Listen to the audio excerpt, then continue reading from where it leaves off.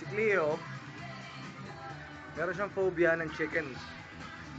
Ibig sabihin, takot din siya sa balot. So, bibigyan natin siya ng balot. I'm glad you're Pwede having fun. magtanong. Balot! Balot! Oh, no, no.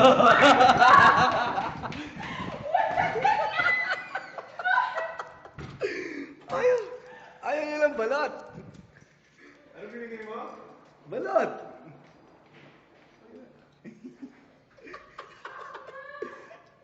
Ba't ayaw niya ng balot? Hindi ko alam. Yan!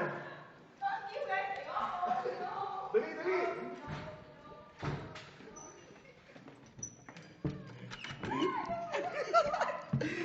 Dali ba yung balot?